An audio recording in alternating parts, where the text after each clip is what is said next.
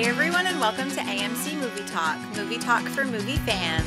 I'm Chris Lee Kennedy, and this is the show where we bring you the day's biggest movie news, and of course we give you insight into what it all means. Joining me as always is AMC Movie News Editor-in-Chief, Mr. John Campea. Greetings and salutations, everybody. Welcome to the best damn movie-related show on the internet, coming to you live from the Stream.tv studios here in Hollywood, California. It's a wonderful day, a day I like to call the day before John sees Guardians of the Galaxy Day. I'm very excited.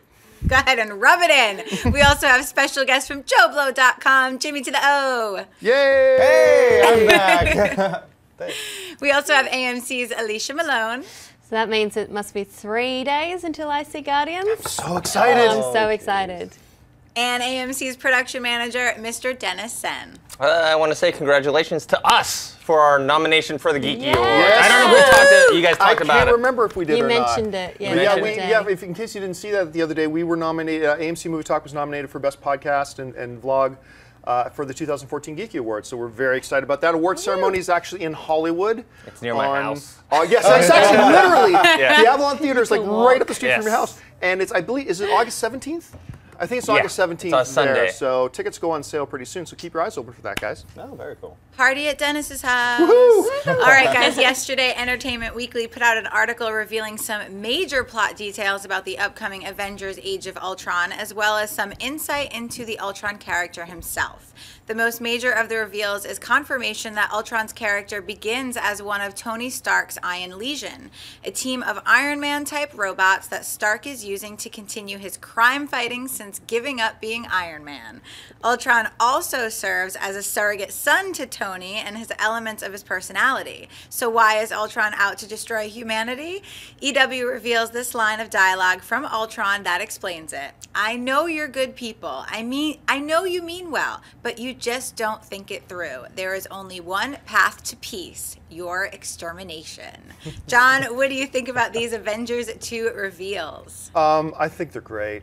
I really do. I really think they're great. And it confirms what we have speculated from the very beginning, that Ultron is a creation of Tony Stark. And that makes sense. Now, the other theory that we batted around last year after Comic-Con was that we think Ultron will probably emerge as some type of evolution of the Jarvis intellect, right? Because remember we saw that those animated storyboards that was in an earlier draft of the first Avengers, and Jarvis is actually talking like, well, you know, human beings are part of the problem with why the world's messed up, but they cut that out of the film, which furthered the speculation that Jarvis is going to get a little bit even more manipulated and he will become Ultron. This whole concept, though, of the Iron Man Legion, this is interesting. This whole concept that Tony builds like a legion, if you will, of various robotic combatants to take the place of Iron Man. Since he at the end of Iron Man 3 says he's not going to be Iron Man anymore. Yep. So we got to assume that's where the Hulkbuster comes from. That's probably where we're going to see a couple of other incarnations of him, and one will be Ultron. This sounds really cool. This dialogue sounds great. I cannot wait to hear it in James Spader's voice. Yes. I think this is all really cool stuff. Alicia, what do you think? I think it's really cool. You know, I don't come from a comic book background, so I don't know too much about the character of Ultron in the comics, but I love me a evil robot movie. You know? I love the idea of we create something to help us and it ends up destroying us because it becomes so intelligent and it realizes that we are actually really bad for the planet, so we should be destroyed. So I love Terminator, I love iRobot, even the replicants in Blade Runner. It's a really cool idea. James Spader is going to be brilliant as this, and I know he's doing some face capture and some motion capture, so I'm hoping that means that Ultron, as he evolves, becomes more human-like. Right. I think it's really fascinating way to go. Jimmy? Yeah, I'm completely stoked. I mean, the idea that technology is kind of destroying us, and the more we build, the more less we are in control is fascinating. Right.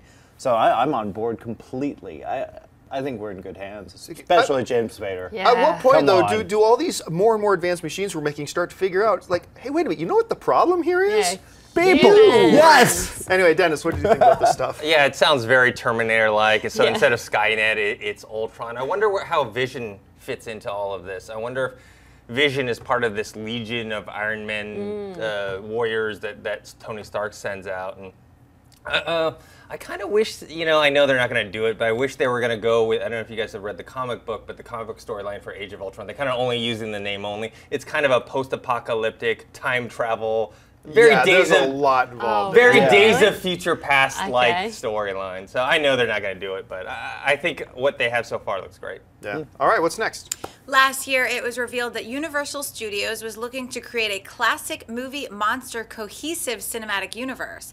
The efforts were going to be led by Roberto Orci and Alex Kurtzman. Since then, not much has been said, and Orci and Kurtzman have ended their creative partnership, with Orci now moving on to direct the next Star Trek film. However, it's now being reported that Universal's plans are still moving forward and that Kurtzman and Fast and Furious producer Chris Morgan will be leading the effort. The first film in the new cinematic universe is The Mummy, which is scheduled to hit AMC theaters on April 22nd, 2016. Dennis, and is a Universal monster cinematic universe under Kurtzman and Morgan still a good idea? Sure, why not? It's not like I know Orci and Kurtzman. I don't know their working relationship. I don't know who comes up with the good ideas, who comes up with the bad ideas. I just assume that they equally come up with good stuff and they equally come up with bad stuff. So I'm all for it. I think this iteration is probably going to be much more serious than the Mummy that Stephen Sommers did, which I actually enjoyed. I thought it was campy fun. I like the first one very much. The first one, Yeah. I even enjoyed some of the second one. I think The Rock was in that one. Yeah, that's As a the Scorpion King. Yeah. But yeah, I'm looking forward to it. Alicia? Well, I think the idea of the cinematic universe is really cool. These characters are great. I hope they have some kind of throwback feel to these classic movies. That would be cool. But it is hard to imagine that the writer of Fast 5 will come up with anything that original or unique. I love those movies. I think they did a great job at reinvigorating that franchise. But I don't know if the script was the thing that I loved about those films. I don't know, did Morgan write the script of that? I know he's the producer on I think most he of them. co-wrote the script on Fast 5 and Fast 6. The thing I like about the addition of Morgan is, one of the things I'll say about Fast and Furious franchise, at least ever since Part 4, is that they understand their action beats. They understand, without having the best action in the world, they make it feel like the best action in the world. I don't know how you go about doing that, really, but they do a pretty good job of doing that. I really like Kurtzman. You know, he took a swing at as being a director on that one smaller Disney film with Chris Pine. Yeah, People Like Us. People Like Us. And I thought he did a really nice job on that it was a decent film. movie. Yeah. So seeing those types of sensibilities with a guy like Morgan partnering up, I think this introduces some interesting possibilities. Anyway, Jimmy, what do you think? I grew up on those monsters, and I like the idea of seeing them back on the big screen. I'm a little nervous about it because it seems like there was a time and place for it. Are we back at that time and place? We'll find out. Yeah, we'll find out. I mean, I wasn't a big fan of the Mummy franchise. The first one was okay, but it was just too campy. Those movies are supposed to be scary and they're spooky. If you watch them today, they're still kind of creepy. Oh yeah. Bride of Frankenstein is a classic. So I'm a little nervous. I don't want to get too tarnished. I think they're going to go that way, though. I hope with so. With Orci and Kurtzman, they did Fringe and Sleepy Hollow, which Yeah. are much more serious TV shows, and I think that's the direction they're going to go. And they hope said, so. I remember they'd said something about back in October or something when they were introducing this whole concept. They said specifically, look, this isn't going to be the Brendan Fraser Mummy. Yeah. We want to get back to that feel of the classic monster good. movie. And if they hold true to that, we could see something pretty and they interesting. said they want to make it all cohesive, Yeah. be Yes. by the same I like person, that maybe. idea. I like that idea I of like that idea this too. whole kind of a Marvel universe with monsters. Yeah. That's kind of cool. Yeah, that's cool. All right, folks, we reached that part of the show for buy and sell. Here's how this works. In front of her, Chris Lee's got a few other items in the world of movie news. She's going to run them down. Then Jimmy, me, Alicia, and Dennis are simply going to say whether we buy it or sell it. So, Chris Lee, what do we got? In the previously mentioned Entertainment Weekly Avengers 2 article, we also got a look at the first official images from the new film. Avengers Age of Ultron opens in AMC theaters on May 1st. John, buy or sell these images? Well, yesterday, let me be very specific here. Yesterday, I kind of downplayed the image because at the time when we did the show, only one image had come out, and that was the cover of Entertainment Weekly. Yeah. People say, why are you talking about it? I said, because it's just a massive Photoshop thing. Yeah. It's nothing to talk about yet. These are the real deal. So let's start running down these pictures here because there's some really good stuff in here. So let's bring in the first one. First Science one, Brothers. the Science Brothers. This, I think we wanted to see this since the first Avengers Yes. when they're talking. It's like these guys would be great playmates in their little science sandbox. So we see, of course, we see Hulk, we see Iron Man standing. That's pretty cool. What's next? And a very, very pregnant-looking Scarlett Johansson. Obviously, probably about 8.5 months along. No, she looks She fantastic. looks great, and she has those cuffs, which Yes. that's the lethal shock, right? That they're going to put into I her think so, yeah. costume. I like that. All right, what else we got there? And of course, the gratuitous shot that all the women want to see. It's Love it. Love it. Although Captain America's costume, I think, looks cool. It looks tougher than before. Like, and he looks like he just came out of a scuffle, so it looks pretty good. Hemsworth hair looks like he just had a massive workout. Like female Thor. Yeah, female Thor a little bit. All right, what's next? And this is from a scene we all heard about. I mean, we know some people who were down at the set visit, but it looks like they're all hanging out, having a party. Having a party. The most interesting thing about this picture, of course, is we see Rhodey. Yeah. So War Machine. Is Rhodey just there, or will we see War Machine? That's interesting. I think there's one more. I think was it? The Quicksilver. And yes. Yeah. Gotta tell you, the more I see this Quicksilver, the more I think he looks worse than the one in Days of Future Past. Exactly. I won't go that far, but it doesn't look good. I think that is a massively ridiculous sweater. Doesn't look with the good. lightning bolts on it. It is, but I mean, the X-Men Days of Stupid. Future Past one, I mean, he had the goggles. But he was in the 70s. Yeah, that was cool, man. I didn't like The that scene was costume, cool. though. His outfit was not cool. I thought it was awesome. And Man. Scarlet Witch. Ridiculously awesome. Scarlet Witch looks like a teenager from the 1990s. She looks like she looks like Carrie. She looks like she just walked off the set of Buffy the Vampire Slayer. I actually like the look of Scarlet Witch here. I think that's how I would actually, in a practical, real, physical world, how she would probably kind of look. Well, it's what we were talking about with Wonder Woman. You have to modernize it and make it look not ridiculous, and that's what they do with Scarlet Witch, because her outfit is kind of ridiculous in the comic book, and so they made it look like, oh, this is something someone would actually wear. All right, well, just before I get to the actual buy and sell, and ask you, favorite picture out of the ones we just saw? Probably just the Captain America Thor one, because I like that Captain America outfit. It's closer to the World War II costume that he which wore is in our First favorite, Avenger. I think, yeah. Alicia, your favorite one? Brothers. The Science Brothers, Jimmy? Scarlett Johansson, just because it's Scarlett Johansson. I'm a guy. Mine's the party scene. The party scene for me. All right, so just overall in general, I think we know how this is going to go. Yeah. Buy or sell the pictures. I buy it. I just say that it's more about what they represent versus the actual images themselves. That's why I buy anything from Avengers 2. Yeah, I buy it. It's that word I made up. It's the tangibilization. Oh, look, Avengers 2 is actually real. We can touch it now, Jimmy. Bye. Bye. All right, what's next? The first official poster for the upcoming Daniel Radcliffe film Horns has just hit the web. Horns is a supernatural thriller that follows Ig Parrish, played by Daniel Radcliffe, the #1 suspect for the violent rape and murder of his girlfriend Marin, played by Juno Temple. Ig awakens one morning to find horns starting to grow from his own head, and soon realizes that their powers drive people to confess their sins and give in to their most selfish and unspeakable impulses. An effective tool in his quest to discover the true circumstances of his late girlfriend's tragedy and for exacting revenge on her killer.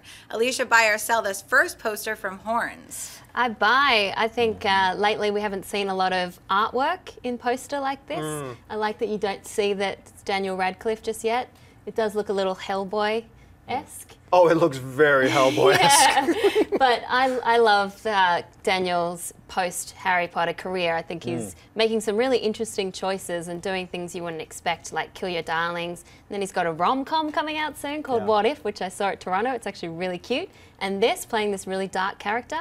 So yeah, I buy the poster and I buy this idea. I buy the poster. I think it's a very cool poster, but it is a Hellboy 3 poster. It is, I mean, it really is. And it's funny how the description of his horns, they make you confess your sins and give in to your darkest urges. So his horns are bottles of beer. That's what his horns are. I have not been enamored with Daniel Radcliffe's career post Harry Potter so far, but I think he's shown some real promise. It's going to be. I do want to see that comedy he's got coming up because I think that'll tell us a lot. I think horns and that will tell us a lot about which direction he's going to go. Yeah. So let's keep our fingers crossed, Dennis. I buy the poster, same reasons. It does look very Del Toro-like, Hellboy-ish. And his career, he's done a lot of horror films lately, hasn't he? Like post Harry Potter. Yeah, that one, the Woman in Black. Woman in Black, horrible film. Oh, and then didn't he do the serial killer one as well, or is that someone else? I can't recall it. But I saw the trailer and I liked it, and I thought it looked like something different that we haven't seen before. No, I buy it. I love the poster because it's not a floating head horror movie poster. Right. It's so refreshing to see. It's a floating head with horns. Yeah, it's a floating head with horns. But I love the artwork. It feels kind of old-fashioned. It feels like an 80s slasher flick a little bit. I like the artwork a lot, and I'm actually excited for the film, and I'm excited for. I agree with you. I like his career. I like where it's going. I like that he's changing his career.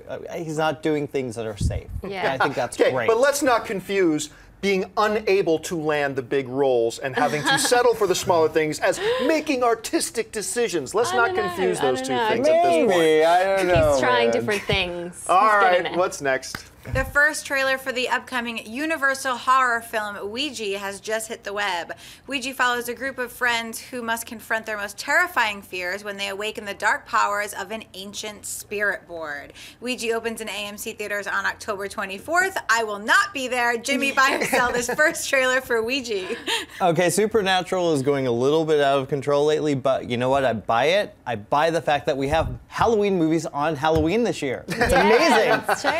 Yeah, I buy it. It looks like it could be pretty good. I'm not completely sold yet, but yeah, I'm gonna buy it. I'm gonna buy the first trailer. I'm going to sell this ridiculously Of course hard. you are. I thought this trailer looked like a high school film class put it together.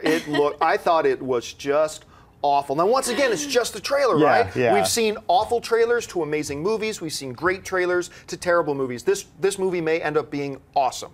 But we're just talking about the trailer. I'm telling you, you know how in a really bad movie, once you get like a half hour in, you gotta fight that urge to walk out? 20 seconds into this trailer, I had to fight the urge to walk out of the trailer. It's like, anyway, that's just me. Dennis. I am with you. I totally sell this trailer. I'm surprised, Jimmy, as a horror fan, that you like this trailer. I am. Maybe outraged. it's that's coming on Halloween. Maybe I'm just hoping That is it very- does. If you watch Yeah. the trailer, though, it's like. It's not great. The It's not characters great, are but- generic. I'm not even a horror fan, and I can be like, okay, this beat's coming, this cheesy dialogue's Hey, coming. see that door in the background? I bet it starts to open by itself. Whoa! But keep in mind, this is what horror fans kind of look for, and they are playing to the typical. Don't get me wrong, it's not perfect, but first trailer, I'm probably will see a bargain matinee. Wouldn't go opening night. Go to but press screening. Yeah, there you go. Alicia, your thoughts on the trailer? Oh, this is not Jumanji. So scary. I sell the trailer itself, but I buy the fact that it did its job in terrifying me, which is not that hard to do.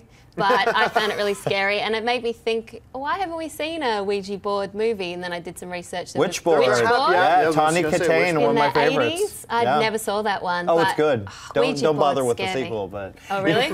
Ouija boards scare me because we used to do it when we were young, and there'd always be someone who'd push it, and then I wouldn't be able to sleep. So the trailer did its job in scaring me, but it does look very Now, generic. if we could get a giant clown holding a Ouija board, you and Yes. That's Amy Rose, rude. you and Amy Rose would just lose your No mind. way, my I'd never God. sleep again. We need to bring a Ouija board here It for the looks show. like the Well, I show. mean, this is kind of a little triangle is Yeah, kind of you shaped get like the- the thing. All right, folks, listen, before we get into Mailbag today, I'm going to let you know that as a part of the AMC Independent program, there is the new Zach Braff film called Wish I Was Here, which is opening up in limited release in AMC Independent theaters across the country. And right now, we have an exclusive look at this new film for you. Take a look. Okay. Good morning, students. Good morning. Goodbye. Okay, we'll start with attendance. Grace. Here. And to care. This is boring already. Oh, we'll take that as a here. Okay, I want to focus on what you're doing in school. Grace, what are you currently working on in school? Geometry. Geometry, geometry. This is the song for geometry. Okay, who knows what this guy is? Triangle! Great, no extra points for yelling, but you are correct. Yay, recess! No recess. Back, no recess. Thank you, and can you please sit on your ass and not your head? An ass is a donkey. That's correct, you get an A in biology. Dad, Yes. I'm in honors math. We're learning things like supplementary and complementary angles, determining the area of a three-dimensional shape, circumferences. I know all that, Grace. We're starting with some of the basic stuff and then go into the good stuff, you know? You go see Sting in concert, he's not gonna just jump into the Police songs. You're gonna have to hear a couple hours of some wacky stuff with a didgeridoo. Dad, I have to take a home. What's a whom? It's how I say shit in school. Swear jar. I don't have any money. See, that's where the whole swear jar thing falls apart for me. I'm the only one putting money into it. It's Hebrew for brown. Oh, got it. You are free to leave the classroom for your brown. Enjoy. Grace, is this triangle complementary, or is it one of those supplementary guys? A triangle can't be complementary or supplementary. Only the angles that comprise it can be judged that way. Right. Good. Good. Exactly. The triangle that you drew, albeit poorly, is isosceles, meaning that at least two of its sides are equal in length. Right. So, for example, what angle is complementary to a 45-degree angle? Well, if they're going to add up to 90, it would be a 45-degree angle. Correct! Yes! Good! Now for a supplementary angle. Hey! Tucker! Hey! What are you doing, man? We're in the middle of a lesson. Don't forget the film opens in AMC theaters in limited release, and we'll go a little bit wider again next week. Head on over to www.amctheaters.com for theater, showtime, and movie ticket information. All right, folks, we reached that part of the show for Mailbag. Listen, if you've got a topic or a question you would like us to address on the show, you can email us anytime at amcmovietalk@gmail.com. Now, before we get at the questions, I'm going to let you know that at the end of the show, we're going to take some live questions from the live viewers. If you're watching this show live right now, you can tweet into us at AMC Movie News, and we'll take a couple of questions at that point. But for now, it's time for the mailbag questions. So, Chris Lee, what do we got? Sue Deep writes, "Hey there, AMC crew. Love the show. I work in the business world and read about 21st Century Fox bidding $80 billion trying to buy Time Warner. If Fox eventually wins, I was wondering, what does that mean for the DC cinematic universe? Will Fox just let Warner Brothers handle their existing DC movies on their own, or will Fox step in? Also, for a fun little side question, is it possible for Fox to cross over X-Men and the Justice League? They did it with Aliens vs. Predator, but the only roadblock I see is Marvel getting really mad about it." This is actually fascinating. For those of you who did not hear, Fox made an $80 billion offer. Yeah, billion. Alicia's like, 80 billion? An $80 billion offer. I mean, this is official. This isn't rumor. An $80 billion offer to purchase Time Warner, which includes everything that Time Warner owns, which includes, for our purposes, Warner Brothers. So, now, I can tell you that as of yesterday, Time Warner rejected the offer. Now, that doesn't mean there won't be another offer at some point, but maybe this thing's dead in the water, maybe there'll be another offer. But this brings up some very fascinating possibilities, man. I mean, if Fox were to suddenly own Warner Brothers, what does that do to, I mean, obviously now DC and everything, all those rights, all those contracts come right along with it. And now Fox would own those. Fox would now have the movie rights to X-Men, Fantastic Four, Batman, Superman, Justice League, whatever. Oh my God. Now, the question is a very good one that he brings up in the email. He's like, wait a minute, would Marvel basically have a say in this? I have a feeling they might. I have a feeling Marvel, who have no creative control over any of the properties that are owned by Fox, but they might have like a veto ability to say, wait a minute, you cannot have Wolverine in a movie with Batman. Like they might, but they might not have that creative control. They might not have that veto ability. So it's a fascinating thing, and I'm really curious to see how this is going to evolve. Dennis, when you heard about this, what do you think are some of the possibilities, and what do you think is actually going to happen here?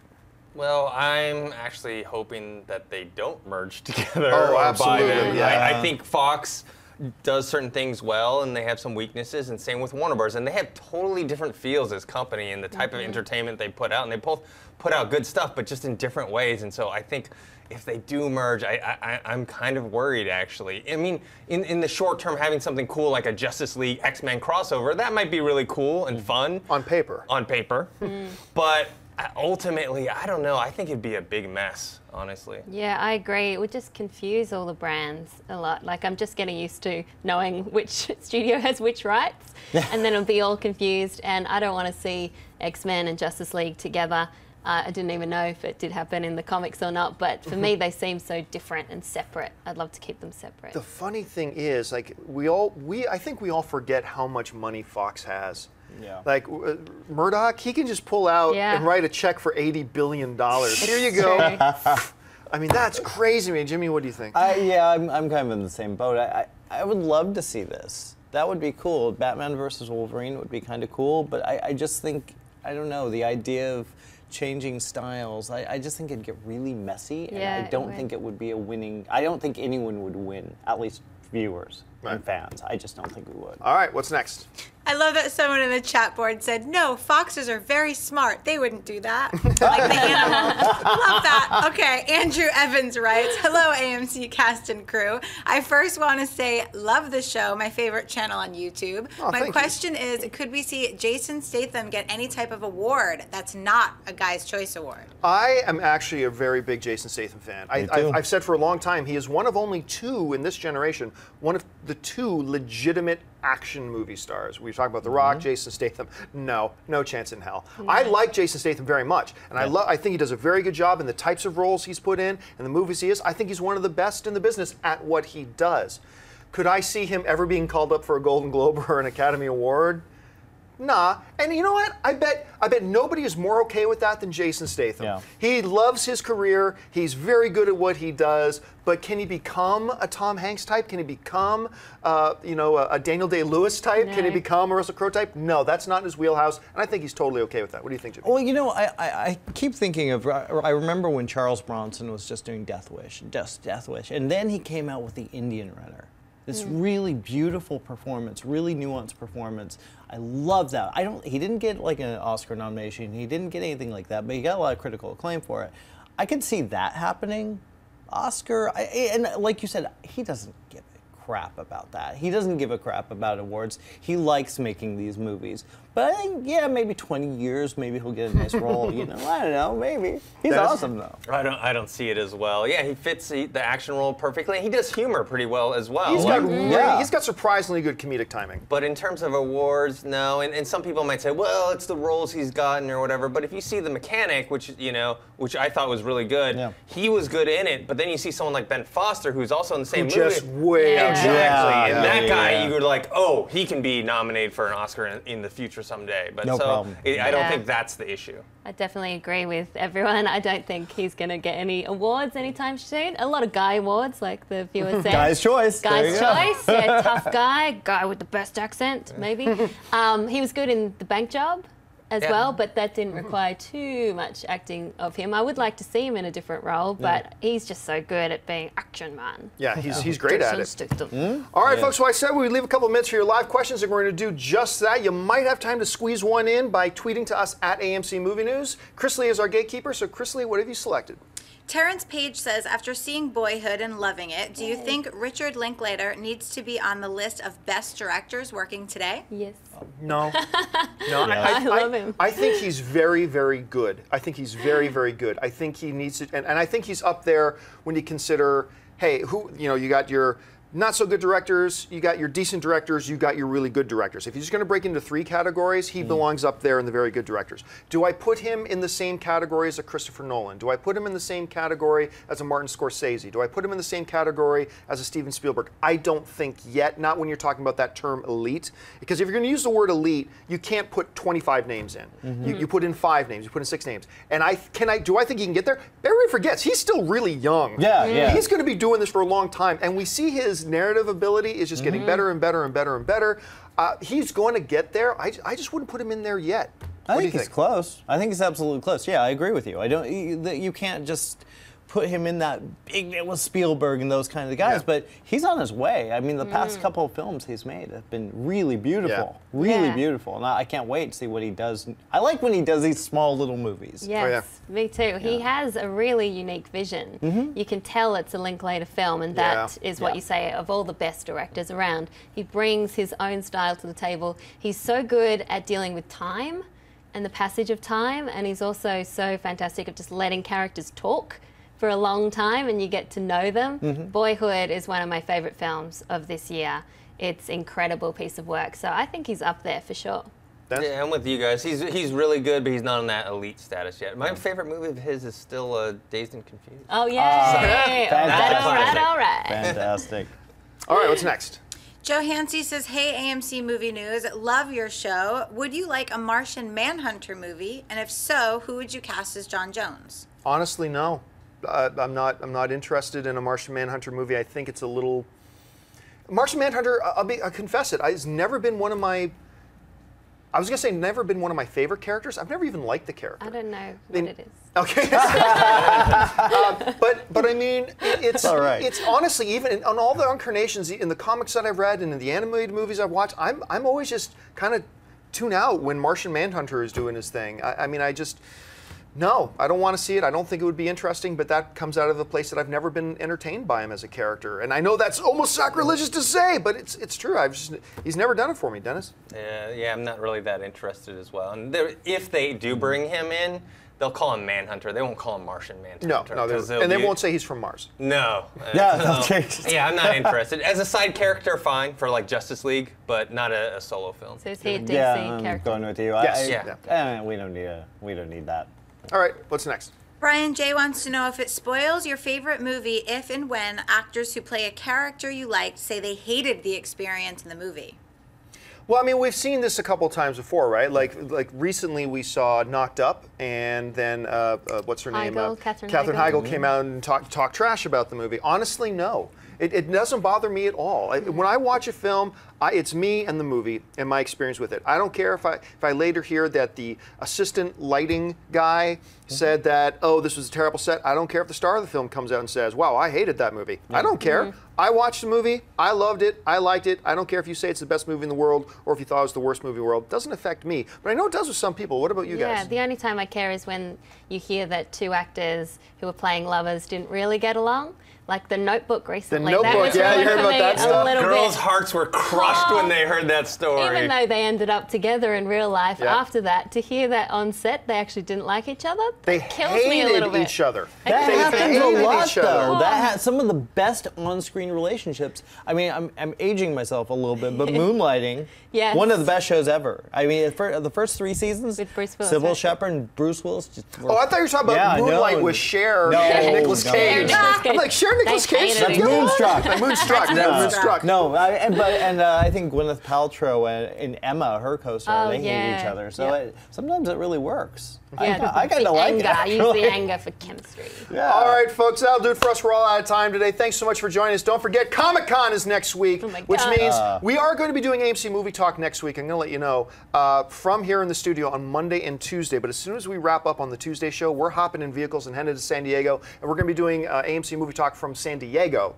all of next week. And make sure you tune in to our YouTube channel. We're going to be having daily video reports going up, all that kind of stuff. We're going to be keeping you up to date. Make sure you hang in there with us. I want to thank, first of all, the people sitting on the panel with me today. Sitting to my left, our special guest from JoeBlow.com, Jimmy to the O, Mr. James Oster. James, where can people find you online? I'm at Jimmy to the O at Twitter and James Oster on Facebook, and of course Joe Blow and Arrow in the Head.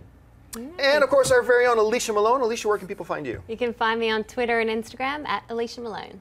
Of course, our production manager, Mr. Dennis Zen. Dennis, where can people find you online? You can find me on Twitter at ThinkHero and on Instagram, dennis.tzeng. And of course, our master of ceremonies today, Chris Lee Kennedy. Chris Lee, where can people find you online? You guys can find me on social media at Chrysalie. And you can find me on the various social media networks, just at John Campia. Thanks a lot for joining us, guys. My name's John Campia for AMC Movie News, and until next time, bye-bye. Hey everyone, if you liked this video, click that thumbs up button and make sure to subscribe to our AMC Movie News YouTube channel. It's free and helps you stay up to date with all the latest movie news, as well as our daily AMC Movie Talk show. Also, make sure that you follow us on Facebook and Twitter to stay up to date with all of our special promotions, contests, and prize giveaways.